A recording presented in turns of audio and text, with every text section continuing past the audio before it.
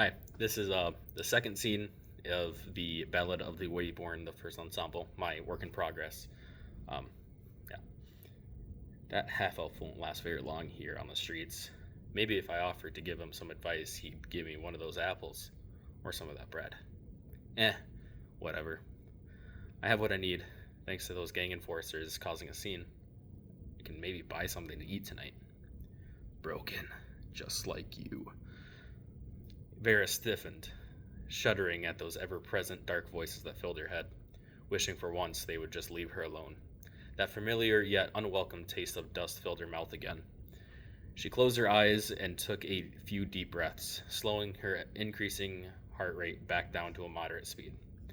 Slowly she opened her eyes to op- Slowly she allowed her eyes to open and glanced around, checking for any onlookers, not that there usually is. Except for that one half elf. He didn't stare at me with fear or disgust. I hate that I noticed. She chewed on her lip as she thought back to a few moments ago. Shaking her head, the stark high tapped her pockets in her trousers under her black cloak as she walked through the market. She made a good haul today. Lunch rushes always do, after all. And this brought a slight smile to her face. She made her way through the crowd, careful not to bump into anyone, and careful to avoid the slowly escalating argument in the corner. Veyra kept her head down enough to hide her face in the cloak. Even though she had only been in the market for a few minutes, she was already starting to breathe heavily.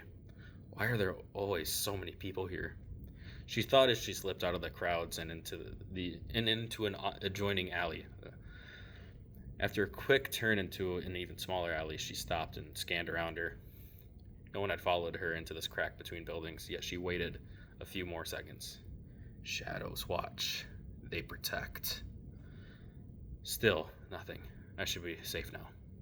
She opened an almost opaque window next to her and seemed to fall into it. As soon as she came close to the ground, she rolled into a backward somersault and quickly drew her daggers from her belt as she landed on her feet, using her momentum to slide back a few more feet. She waited for something, anything to move. Still, silence.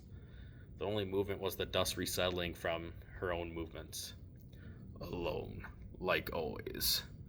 Up here or above, or down in the tunnels. Little Veyra, always alone. Quickly, she rose and wiped a quick forming tear from her eye, resheathing her daggers and walking to the window.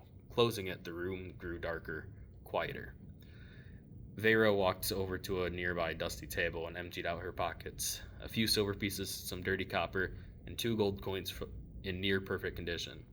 Half a loaf of already hard bread, and some loose grapes. Leaving the rest, she slid the 2 coins to the edge of the 2 gold coins to the edge of the table and grabbed them with her same hand.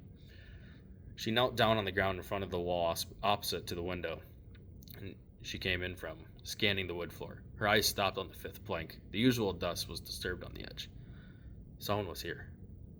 Someone took something from you. She took in the sounds around her. Water trickling from the pipes above her, people shouting in the market on the other side of the wall to her right, a nearby train driving by. No breathing other than her own panicked breath. Taking one big inhale and slow exhale, she reopened her eyes back to the plank in front of her. Someone had been there. She lifted the loose plank quickly and saw nothing. Her heart fell. Nothing like you. Stop! To anyone else, it would have sounded like a whisper or a breath sounding like a word. But to her, she screamed it.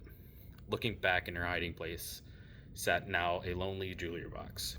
Veyra hesitantly took the box with both hands and carefully opened it. Empty. Someone stole everything.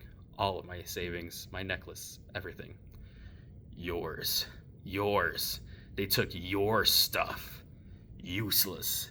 Take it back. Find and punish them. Make them join us.